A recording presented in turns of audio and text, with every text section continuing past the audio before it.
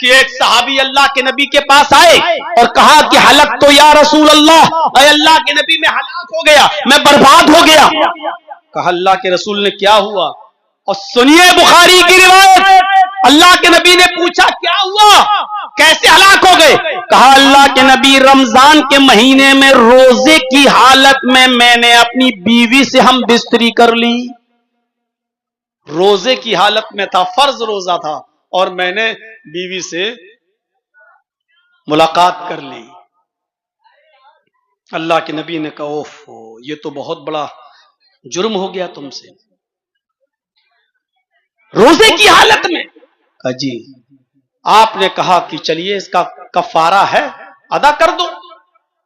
कहा कि अल्लाह के रसूल क्या है, देखिए दीन कितना आसान है। कहा अल्लाह के रसूल ने एक गुलाम आजाद कर दो। कहने लगा अल्लाह के रसूल पूरी जिंदगी दूसरों की गुलामी करते करते हो गई, मैं कहां से गुलाम खरीद कर आजाद करूं, मेरे पास इतना कहां है कि मैं गुलाम आजाद करूं। आपने कहा अगर गुलाम आजाद नहीं कर सकते तो 60 रोजे रखो, और ये सजा है उस शख्स की जो रोजे की हालत में अपनी बीवी से मिल ले।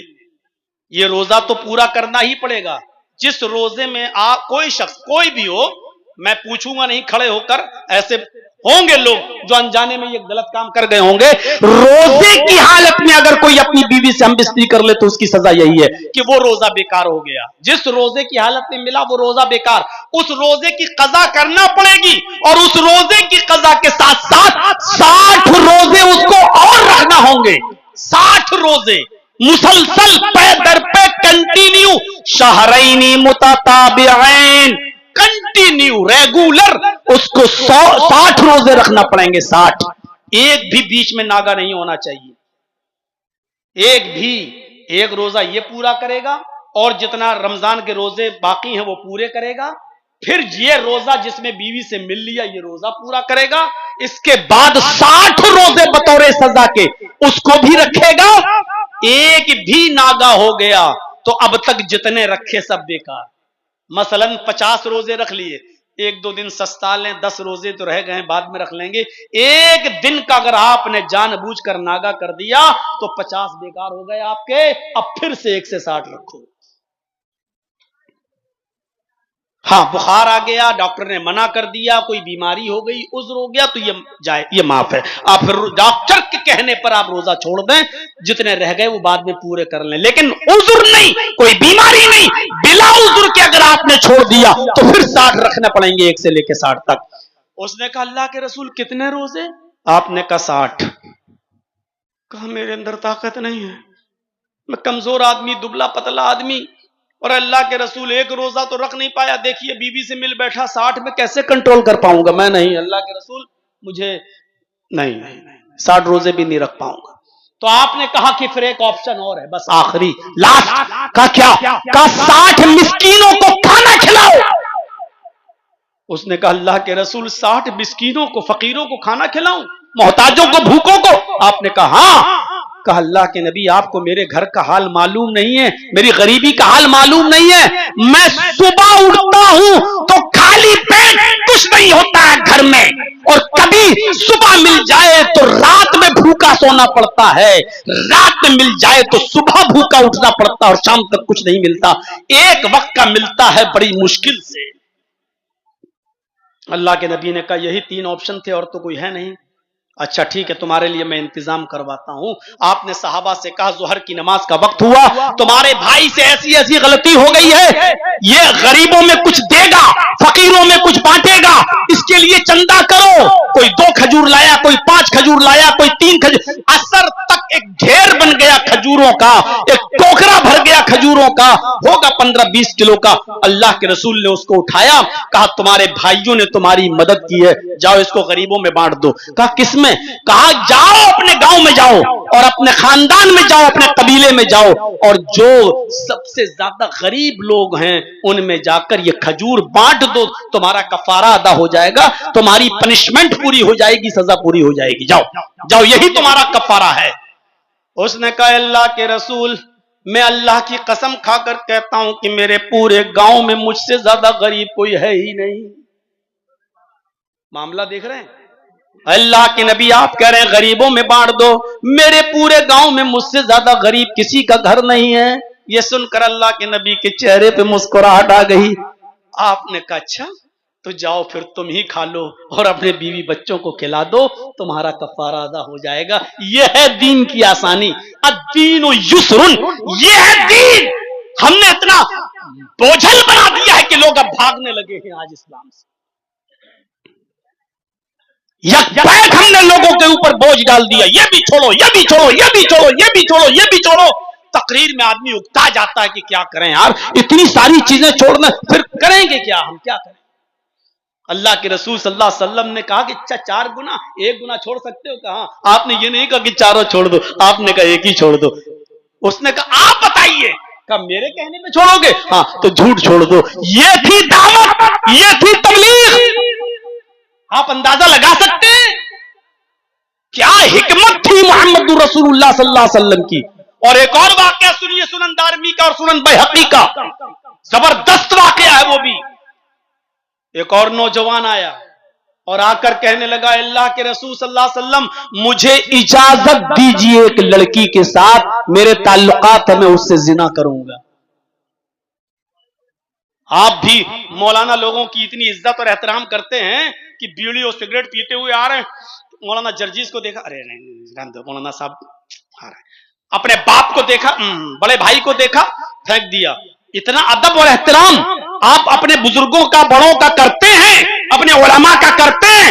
उस नौजवान से पूछो कैसा देहाती रहा होगा, कैसा अज्जल रहा होगा, किस माहौल में पला होगा। वो अल्लाह के रसूल से कह रहा है अरे अल्लाह के रसूल मुझे जिना की इजाजत दीजिए, एक लड़की से दोस्ती है, मैं उसके साथ जिना करूंगा। कितना गंदा काम की परमिशन मांग रहा है, और सबसे मुबारक हस्ती से परमिशन मांग रहा है। कायनात में मोहम्मद रसूलुल्लाह से ज्यादा मुबारक कोई हस्ती नहीं। और कायनात में जिना से बदतर कौन सा गुनाह है, शिर्क को छोड़ दिया जाए तो। साहबा उसको घूर रहे हैं, हट हट, मतलब साहबा उसको घूर रहे हैं, क्या क्या कह रहा है अल्लाह के रसूल से, चुप। अल्लाह के नबी ने साहबा से कहा नहीं नहीं नहीं तुम चुप रहो। हाँ क्या कह रहे हो।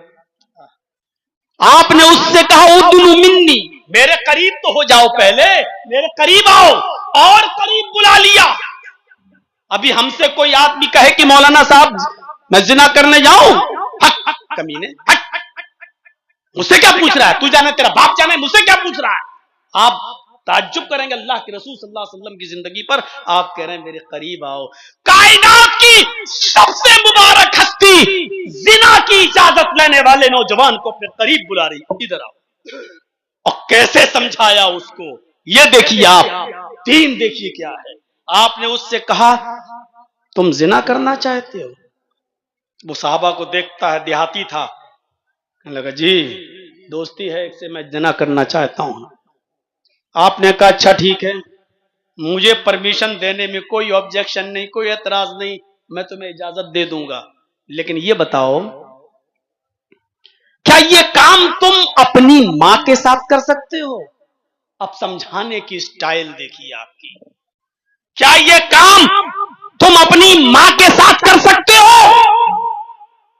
उस लड़की के पास जो है वो तुम्हारी मां के पास भी है, क्या तुम उसके साथ जिना करोगे।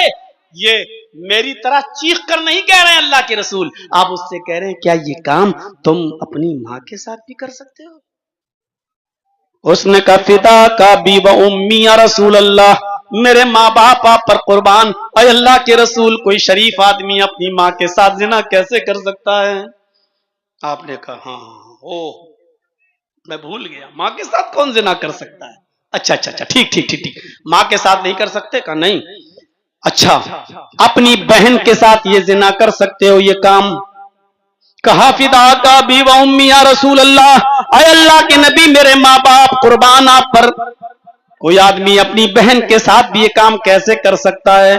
आपने कहा हाँ नहीं कर सकता। ठीक ठीक। अच्छा अपनी बेटी के साथ तो ये काम कर सकते हो।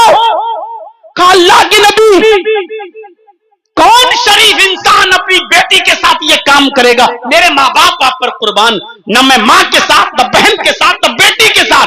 यहां तक कि अल्लाह के रसूल में अपनी खाला के साथ भी नहीं, अपनी फूफी के साथ भी नहीं, ये काम नहीं कर सकता कोई भी शरीफ आदमी। आपने कहा नौजवान, जब तू अपनी बहन के साथ और बेटी के साथ ये काम करना गवारा नहीं कर रहा है, तो जिस लड़की के साथ तू ये जिना करने की इजाजत मांग रहा है वो भी किसी की बहन होगी, किसी की बेटी होगी, किसी की माँ होगी, किसी की फूफी होगी, किसी की चची होगी, किसी की खाला होगी, कोई ना कोई रिश्ता तो होगा।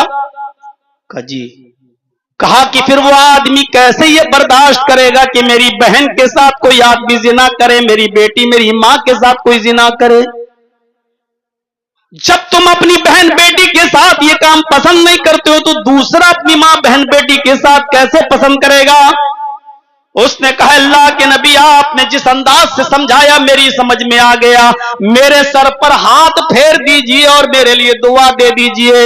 अल्लाह के नबी ने अपना हाथ उसके सर पर फेरा, आए अल्लाह इस नौजवान की नजरों की हिफाजत फरमा। उस नौजवान का कहना है कि अल्लाह के नबी सल्लल्लाहु अलैहि वसल्लम ने फरमाया कि अल्लाह इसको इस हरामकारी से, जिनाकारी से बचा ले। नबी की दुआ का असर यह हुआ कि अल्लाह के रसूल ने तो सिर्फ ये दुआ की थी कि इस हरामकारी और जिनाकारी से बचा ले, लेकिन नबी की दुआ का असर यह हुआ कि मेरा तो उस दिन के बाद कोई भी हमारी ये नजर, हमारी ये निगाह किसी हराम चीज, हराम जगह पर भी नहीं उठी और हराम चीज की तरफ भी नहीं उठी। आपने तो दुआ दी अल्लाह इस नौजवान की नजरों की हिफाजत फरमा। अल्लाह ने ऐसी हिफाजत फरमाई कि उस दिन के बाद से किसी हराम चीज पर मेरी नजर नहीं उठी। हम इतने अल्लाह वाले बन गए। मेरे भाइयों, इन वाकयात की रोशनी में मैं बताना सिर्फ आपको ये चाहता हूं कि अल्लाह के रसूल ने उस आदमी से नफरत नहीं की, उसको भगाया नहीं। कमीने तू जिना की इजाजत लेने आ रहा है मेरे पास, आपने उसको अपने करीब बुलाकर आपने उसको बड़े प्यार से, हिकमत के साथ और दानाई से जब समझाया तो वो आदमी गुनाह छोड़ दिया। आप किसी को, शराबी को शराबी कहकर शराब नहीं छुड़वा सकते हैं, चोर को चोर कहकर आप उसकी चोरी नहीं छुड़वा सकते हैं, जानी को जानी कहकर आप उसको जिनाकारी नहीं छुड़वा सकते हैं। आपको उसको बड़े प्यार से समझाने की जरूरत होगी, उसको अपने हिकमत के साथ, होशियारी के साथ, दानाई के साथ उसको आपको लाना होगा। इसीलिए अल्लाह ने फरमाया उदू इला सबील रब्बिका बिल हिकमा, बहुत हिकमत से और होशियारी के साथ, दानाई के साथ लोगों को अल्लाह की तरफ बुलाओ, अल्लाह की तरफ बुलाओ। अब आप ये कहोगे आए शराबियों, लानत हो तुम्हारे ऊपर। इस तरीके की अगर तकरीरें होंगी तो मेरे भाइयों, कौन आदमी आपकी तकरीर से मुतासिर होगा? आप शराब के नुकसान बताइए और शराब की हुर्मत बताइए, एक एक करके इन चीजों को छुड़वाइए। इंशाअल्लाह ये कौम मानने के लिए तैयार है। अल्लाह के नबी सल्लल्लाहु अलैहि वसल्लम की हिकमत और दूरअंदेशी का अंदाजा आप इस बात से लगा सकते हैं कि जब नबी नहीं बने थे, आप जब नबी नहीं बने थे, होशियारी देखिए आपकी, जब आप नबी नहीं बने थे, जब आप रसूल नहीं बने थे, आपकी उम्र 35 साल की थी और रसूल कब बने? 40 साल के बाद। यानी नबी बनने में, रसूल बनने में अभी 5 साल का वक्त बाकी है। अल्लाह के नबी सल्लल्लाहु अलैहि वसल्लम 35 साल की उम्र क्रॉस कर चुके हैं और खाने काबा में, मक्का में सैलाब आ गया, मक्का में एक तूफान आया और उस पानी का सैलाब आया जिसकी जद में आकर खाने काबा बह गया, ढह गया, उखड़ गया। उसकी असर-ए-नौ दोबारा तामीर हुई, असर-ए-नौ दोबारा तामीर हुई। जब खाने काबा बनकर तैयार हो गया दोबारा, अब आप लोगों को उठने की बीमारी हो गई तो उठिए जाइए, अब आके यहां बैठिएगा नहीं बीच में। शुगर के मरीज हैं, सबको पेशाब आने लगा। अभी पिक्चर देख रहे होते तो बैठे रहते, ऑर्केस्ट्रा का नाच हो रहा होता तो पेशाब रुका हुआ होता। मेरे भाइयों सुनिए, 35 साल की उम्र में जब खाने काबा तैयार हो गया बनकर, दोबारा जब उसकी तामीर हुई तो हजरे अस्वद को रखने की बारी आई। हजरे अस्वद को कहा वहीं पर जहां है, हम लोग जो हज करने गए होंगे उनको मालूम होगा, जिन्होंने उम्रा किया, हजरे अस्वद से ही चक्कर लगता है, वहीं से शुरू होता है और वहीं पर आकर खत्म होता है। वहीं से जब आप शुरू करते हैं और वहां से जब वहां तक पहुंच जाते हैं दोबारा हजरे अस्वद तक, तो आपका एक चक्कर माना जाता है, 7 चक्कर लगाए जाते हैं। हजरे अस्वद को जहां रखा है वहां रखने की नौबत आ गई, रखा जाए तो ये कबीला कहने लगा इसको मेरा सरदार रखेगा, दूसरा कहने लगा इसको मेरा सरदार रखेगा, तीसरा कहने लगा इसको मेरा कबीला रखेगा, चौथा कहने लगा लोग लड़ने लगे, तलवारें निकल आई, मैं रखूंगा, मेरा कबीला रखेगा, मेरे कबीले के सरदार को यह फख्र हासिल होना चाहिए, हजरे अस्वद को हमारे खानदान के लोग रखेंगे। लोगों ने तलवारें निकाल ली, झगड़ा बहुत बढ़ गया। एक बुजुर्ग आदमी था वहां, कोई बूढ़ा सा शरीफ आदमी, उसने कहा कि अच्छा मैं फैसला करूं, इसको कौन रखेगा? कि बताइए क्या फैसला करते हो, बताओ, मानने का होगा तो मानेंगे। कि यहां तो सब लड़ रहे हैं, एक काम करो, अभी सब लोग अपने घर पे चले जाओ और सो जाओ जाकर, कल सुबह खाने काबा में जो सबसे पहले आएगा, कल सुबह खाने काबा में जो सबसे पहले आएगा वही जज बन जाएगा, वही फैसल होगा, और वही जिसके बारे में फैसला कर दे सबको मानना पड़ेगा। यानी वो उसी को हम लोग जज मान लेंगे और वो जो फैसला करे उसकी बात मानना पड़ेगी। सब लोगों ने कहा ठीक है, खाने काबा में जो कल सबसे पहले आएगा सुबह वही फैसला करेगा, वही जज बन जाएगा, वो जिसके बारे में भी फैसला करेगा वो कबीला उसको उठाकर रख देगा खाने काबा के पास, हजरे अस्वद को। सब लोग जाकर अपने घर चले गए। मुझे सबसे पहले कल जाना है, इस में जग रहे हैं लोग। जैसे मुझे भी कल फ्लाइट पकड़ना थी, कल पीपल तल्ला में जलसा था, नहीं आ सका, एयरपोर्ट पहुंच गया, पूरी रात जागता रहा, नहीं मुझे फ्लाइट पकड़ना है, मुझे फ्लाइट पकड़ना है, मुझे जाना है। और अपने वक्त पे पहुंचा। वहां जाने के बाद पता चला कि जो फ्लाइट 10:30 बजे जाना थी उसका अनाउंसमेंट हो रहा है कि अब 12:30 बजे जाएगी। 12:30 बजे अनाउंसमेंट होता है, नहीं अब ये 1:30 बजे जाएगी। 1:30 बजे के बाद अनाउंसमेंट होता है कि 3:30 बजे जाएगी। 3:30 बजे के बाद अनाउंसमेंट होता है कि अब ये 5:30 बजे जाएगी। बैठा रहा। 5:30 बजे के बाद अनाउंसमेंट होता है कि कुछ प्रॉब्लम की वजह से फ्लाइट कैंसिल कर दी गई। कल तकरीबन 300 से ज्यादा फ्लाइटें कैंसिल हुई हैं इंडिगो की। मुझे भी लखनऊ से पटना और पटना से वंदे भारत पकड़ के आना था, लेकिन नहीं आ सका। जलसे वालों से मैंने मौजरत की, बोले कि मेरा क्या होगा। बहुत बेचारों से मैंने कहा मैं क्या कर सकता हूं बताइए। फिर यह हुआ कि मैं किसी तरीके से राजधानी में बैठा और सुबह आज किशनगंज उतरा तो मैंने उनसे कहा कि मैं जुमा पढ़ाने के लिए आपके यहां आ रहा हूं और मैं परेशानी बता दूंगा, ये परेशानी थी कि जिसकी वजह से मैं नहीं आ सका। तो ये प्रॉब्लम हो गई थी, हो जाती है किसी के साथ मेरे भाइयों। कोई आदमी डायरेक्ट, हम तो खुद तो पायलट नहीं है कि हम उड़ाते हुए चले जाएं, हम तो खुद ट्रेन के ड्राइवर नहीं है। हम वीडियो कॉल करके दिखा भी रहे हैं उन लोगों को, देखिए ये हालात हैं, इंडिगो मुर्दाबाद के नारे लग रहे हैं और बहुत ज्यादा हालात खराब थे। कल एयरपोर्ट पर लड़ाई झगड़ा मारपीट की नौबत थी। तो बहरहाल किसी तरीके से मैं ट्रेन पकड़ के वापस आया। तो बेचारे उन लोगों का कोई कसूर नहीं, उन्होंने बुलाया था मुझे और उन्होंने कह भी दिया था कि मौलाना लश्कर गांव में आप बोल दीजिएगा। मैं भूल गया, शुरू में बोलना था, नहीं बोल पाया।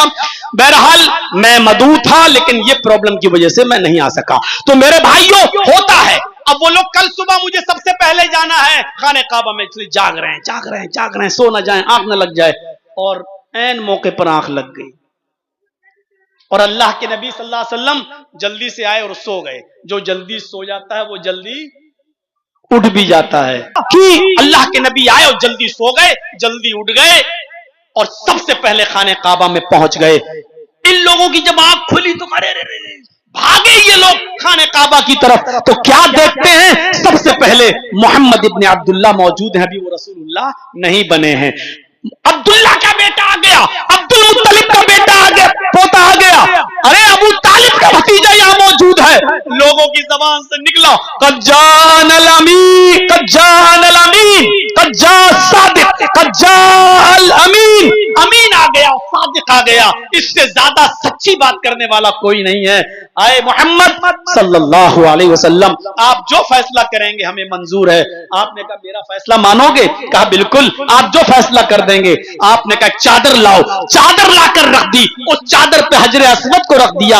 आपने कहा अरे फला कबीले के सरदार ये कोना तुम पकड़ो, अरे फला कबीले के सरदार ये कोना तुम पकड़ो, अरे फला कबीले के सरदार चादर का ये कोना तुम पकड़ो, अरे फला कबीले के सरदार चादर का कोना ये वाला तुम पकड़ो। चार सरदारों ने चार कोने पकड़े और चारों ने मिलकर जब चादर को उठाया तो हजरे अस्वद भी उठ गया। आपने कहा इसको लेके चलो खाने काबा तक। जब खाने काबा तक हजरे अस्वद को लेकर आया गया, वहां जब पहुंचा दिया उन सब लोगों ने मिलकर, तो अल्लाह के रसूल ने उसको अपने हाथ से उठाकर वहां रख दिया। इस फैसले से सब खुश हो गए और सबको ये खुशी हुई कि हमने भी इसको उठाया। वो सोचने लगा हमने भी उठाया। ये हिकमत थी, ये होशियारी थी। और जिस नबी ने नबी बनने से पहले इतनी दी हिकमत, होशियारी और दानाई से काम किया हो, रसूल बनने के बाद उसने कितनी हिकमत और दानाई से और होशियारी से उसने दीन की दावत दी होगी। हमें और आपको सोचना चाहिए।